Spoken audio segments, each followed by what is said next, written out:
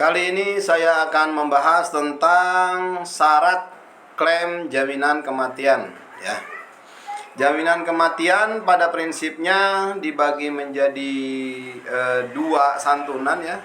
Kalau meninggal di bawah 3 bulan kepesertaan akan mendapatkan santunan senilai 10 juta rupiah. Kalau meninggalnya di atas 3 bulan kepesertaan, maka santunannya menjadi 42 juta rupiah. Nah, jika Bapak Ibu misalkan ada keluarganya atau kenalannya yang meninggal dunia dan beliau punya kartu BPJS Ketenagakerjaan yang masih aktif, maka bisa mengajukan klaim. Mengajukannya di mana? Di cabang kantor BPJS Ketenagakerjaan yang terdekat di tempat Anda. Syaratnya apa aja ya? Syaratnya secara umum sebagai berikut ya, saya bacakan. Yang pertama, mengisi formulir ya. Formulir pengajuan ya. Formulir pengajuan kalau yang jenisnya itu dia jenis karyawan perusahaan, dia harus ada stempel perusahaannya. Kalau yang jenisnya mandiri tidak perlu pakai stempel ya. Selanjutnya adalah kartu peserta ya. Yang kedua, kartu peserta. Kartu peserta ini bisa di-download dari aplikasi Jam Sostek Mobile. Setelah itu di-print. Di-print di tempat fotokopian juga bisa ya. Di-print di komputer sendiri juga boleh, silakan. Yang penting ada di-print ya. Selanjutnya KTP yang meninggal dunia ya. KTP fotokopinya ya, yang meninggal dunia itu difotokopi. Selanjutnya yang keempat adalah akte kematian ya. Akte kematian bikin di Dukcapil ya. Biasanya bikin surat dulu pengantar dari kelurahan. Setelah itu dari kelurahan baru dibawa ke Dukcapil, jadilah akte kematian. Yang kelima adalah surat keterangan kerja. Surat keterangan kerja ini kalau yang jenis perusahaan bisa minta ke perusahaan. Jadi isinya itu bukan paklaring ya. Isinya adalah menjelaskan bahwa yang bersangkutan memang bekerja sejak kapan, sebagai apa, dan berhenti bekerja pada tanggal sekian karena meninggal dunia, kurang lebih seperti itu.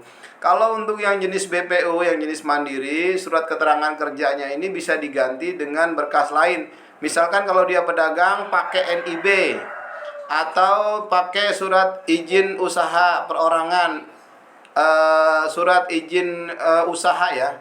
Surat izin usaha yang dari kelurahan, yang dikeluarkan oleh kelurahan ya. Nanti itu surat keterangan usaha bisa diminta ke kelurahan ya. Selanjutnya ada surat keterangan ahli waris. Surat keterangan ahli waris ini dibuat biasanya di kelurahan. Wajib ditandatangani oleh RT, RW, dan kelurahan dan kecamatan. Jadi ada stempelnya tuh ada 4. Stempel RT, stempel RW, stempel kelurahan, stempel kecamatan. Isinya menerangkan bahwa si ahli waris meninggalkan ahli warisnya ini gitu ya. Istrinya ini, namanya segala macam, tempat tanggal lahir, anaknya segala macam, semua harus tertulis di situ. Jadi surat keterangan ahli waris itu kurang lebih seperti itu. Jadi bukan surat penunjukan ahli warisnya yang akan menerima uang siapa, bukan seperti itu ya. Karena BPJS Ketenagakerjaan sudah punya dasar hukum sendiri untuk mencairkan BPJS Ketenagakerjaan.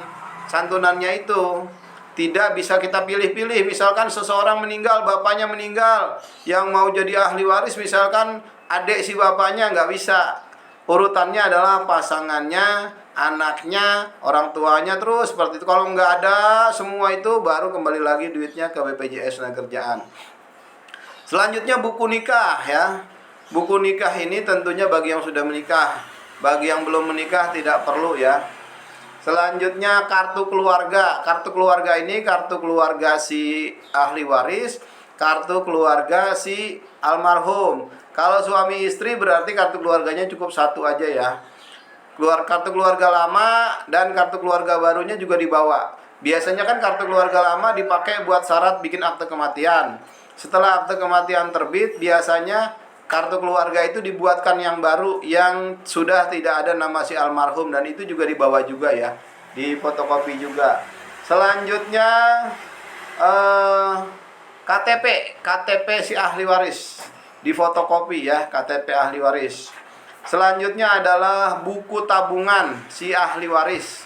Si ahli waris wajib memiliki rekening tabungan ya, sebenarnya tidak harus buku tabungan. Misalkan bikin tabungan yang online, misalkan yang ekspresi, BCA ekspresi itu kan nggak ada bukunya ya. Nah, cukup print out dari bank. Atau misalkan bikin rekening yang online, lewat online, misalkan BNI online misalnya ya, Wonder ya. Tinggal di screenshot aja, yang di situ ada nama kita, ada nomor rekeningnya ya. Jadi ahli waris wajib punya buku tabungan sesuai nama yang tercantum dalam pengajuan si ahli waris. Selanjutnya adalah NPWP, nomor pokok wajib pajak. Nomor pokok wajib pajak ini diperlukan ya, Bapak Ibu ya, kalau uang yang akan diterima itu lebih daripada 50 juta. Kalau di bawah 50 juta nggak perlu. Maksudnya gimana? Contoh begini, kalau meninggal wajar di atas 3 bulan kepesertaan kan dapatnya 42 juta.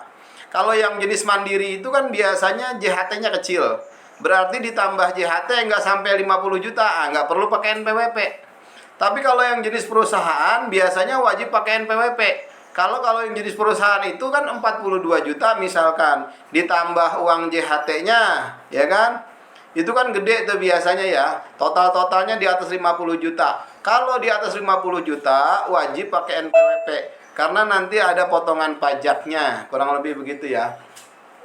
Nah, selanjutnya ya, ada juga jika yang meninggal dunia ini si almarhum ini memenuhi syarat anaknya bisa mendapatkan beasiswa, maka ada kelengkapan dokumen untuk persyaratan beasiswa. Yang pertama adalah formulir pengajuan beasiswa ya, diisi oleh si ahli waris. Terus surat keterangan masih bersekolah. Itu biasanya dari sekolahan, rapotnya kah, surat keterangan dari kepala sekolah itu disertakan ya. Rapot terakhir atau transkrip nilai terakhir ya bagi yang mahasiswa ya. Selanjutnya adalah akte kelahiran. Akte kelahiran, selanjutnya surat pernyataan di atas materai ya. Kurang lebih seperti itu.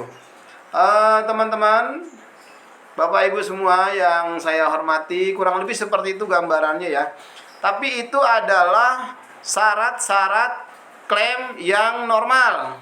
Jika tidak normal, maka pasti ada berkas-berkas yang diminta tambahannya. Contoh begini, yang menjadi ahli waris adalah anaknya misalkan.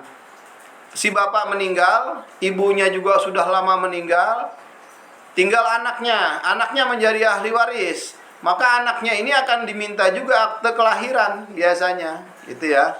Dan si ibunya yang udah lama meninggal ini harus disertakan surat keterangan meninggalnya, bisa berbentuk akte kematian.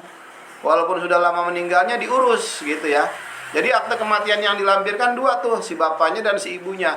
Kalau misalkan si ibunya cuma bahasa kita doang, misalkan kita kasih tahu, oh ibu saya udah meninggal, nggak bisa begitu, nggak bakal cair ya. Kurang lebih seperti itu. Kalau ada yang kira-kira belum jelas dan perlu dikonsultasikan, silahkan di kolom komentar atau bisa via inbox ya. Terima kasih, semoga bermanfaat. Assalamualaikum.